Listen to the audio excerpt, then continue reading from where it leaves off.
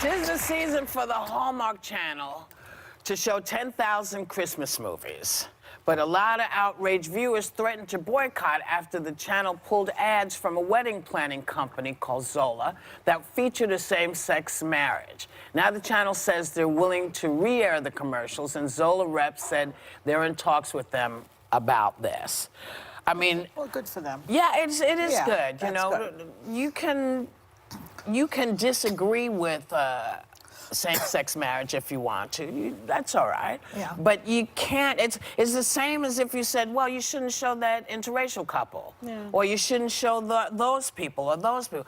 People marry who they marry. You can get them to go to the bathroom if you don't like the commercial. It's not that long ago that they didn't show interracial couples. Who you telling? I know, I'm telling the audience. I'm not telling you, I'm looking there, but I'm telling them. Yeah. You know, one of the And that wasn't just in the South, that was everywhere. It was everywhere. Yeah. I grew up very Mormon, and one of the reasons why I left the church was because, one, I married a guy that's not Mormon, but two, they continue to struggle to evolve on this issue. And I have always made the argument that if you are for strong family values, you should be supportive of gay marriage, because that means you let someone marry who they love, and that makes for a much better family unit. I don't think we should be ashamed. We should celebrate that in this country you can marry who you love. Kids across this country wake up and see two moms kissing and two dads kissing and loving each other. That is something that we should all celebrate. I was so upset when they pulled this down. And I'm glad that they made that decision. I was talking to my grandson, and I said, you know, nowadays, you know, two men can get married and two ladies can get married. He said, I know. He's 8 years old. When I was 8 years old, I would have been, what? Yeah. How does that work? I know. Okay, It's the same of course, problem. it was the turn of the century. You probably dealt with this in religion, too. It's the same problem that I've always had with the Catholic Church. The 20th. It's my grandmother's best friend was a transgender woman. And I just grew up knowing that Sylvia was my grandmother's best friend. And it never occurred to me that that was perceived as being wrong. They didn't talk I mean, about that makes sense. There are so many amazing Catholics and Mormons and in my family. So this is just an issue for me that I have really struggled with. I struggled with it with the Catholic. And frankly, I still struggle with it with the Catholic Church. And I actually was happy that Hallmark came back, the CEO, Mike Perry, came back and said, no, we're going to put those ads back on television, as they should.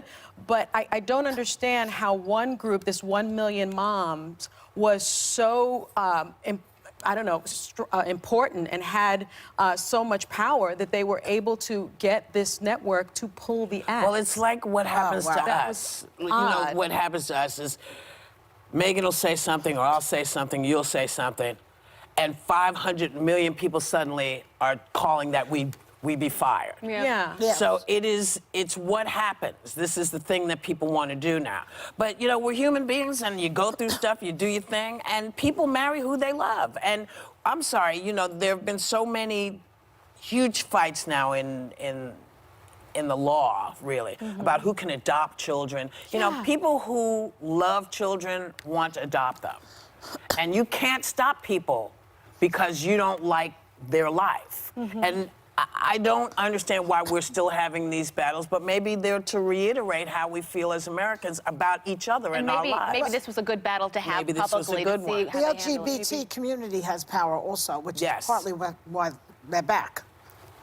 This is... We have we have a legal note. Hallmark Card CEO Mike Perry said in a statement, the Crown media team has been agonizing over this decision as we've seen the hurt it has unintentionally caused. Said simply, they believe this was the wrong decision. Good.